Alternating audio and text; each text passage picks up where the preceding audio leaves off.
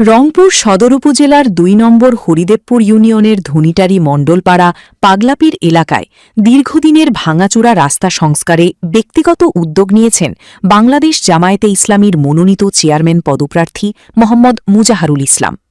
রংপুর থেকে জিয়ারুল ইসলাম জিয়ামের তথ্যচিত্রে দেখুন বিস্তারিত। দীর্ঘদিন ধরে বেহাল অবস্থায় থাকা এই সড়কে সামান্য বৃষ্টি হলেই সৃষ্টি হতো কাদা ও জলাবদ্ধতা।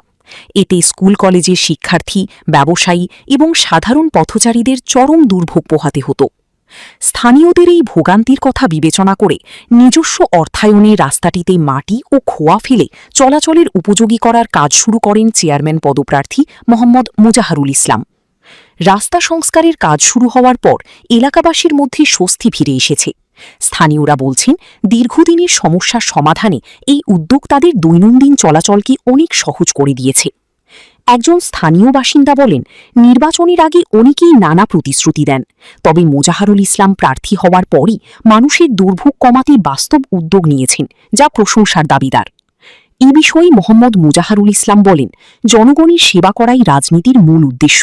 দীর্ঘদিন ধরে মানুষ এই রাস্তার কারণেই কষ্ট পাচ্ছিলেন, তাই ব্যক্তিগত উদ্যোগে রাস্তা সংস্কারের কাজ শুরু করেছি। তিনি আরও বলেন, নির্বাচিত হই বা না হই, হরিদেবপুর ইউনিয়নের মানুষের পাশে থেকে উন্নয়নমূলক কাজে নিজেকে সম্পৃক্ত রাখবেন এবং মানুষের সুখ দুঃখে পাশে থাকার চেষ্টা করবেন। স্থানীয়দের প্রত্যাশা, অস্থায়ী সংস্কারের পাশাপাশি ভবিষ্যতে সড়কটি স্থায়ীভাবে নির্মাণ করা হলে এলাকার যোগাযোগ ব্যবস্থা আরও উন্নত হবে। তা আমাদের রাস্তায় পানি বন্দি আমরা ছিলাম। আমি আবার আমার ভাই ব্রাদারকে নিয়ে মোজা ভাইয়ের কাছে গেছিলাম। মোজা ভাইকে বললাম, ভাই আমরা এই যে পানিতে হাঁটতে পারতেছি না। ভাই পেয়ে এসে যখন দেখার পরে মানে দ্রুত গতিতে আমাদেরকে কয়েক টলি ইট এনে দিল। যাই হোক, আমরা এখন রাস্তা এখন পানিবন্দি একটু হইলেও সবসময় পাইপ পেলাম।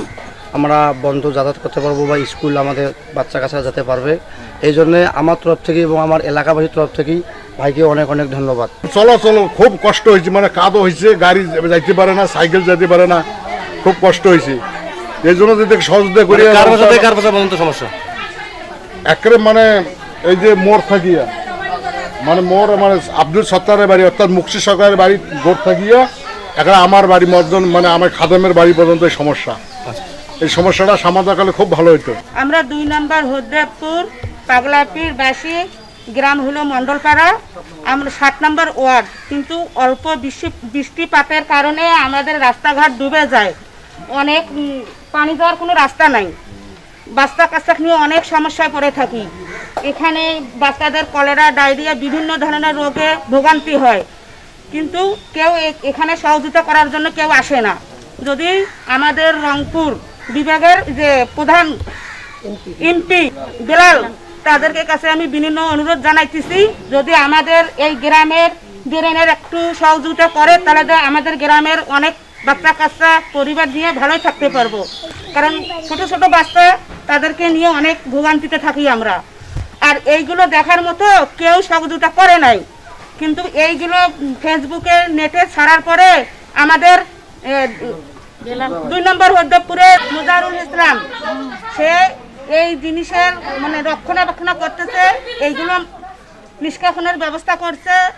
যদি আরেকটা সহযোগিতা করে যে আমাদের ড্রেনের কাজটা উনি করে, তাহলে অনেক উপকার হয়। শুরুতেই ধন্যবাদ জানাই আমার সাংবাদিক ভাইদের।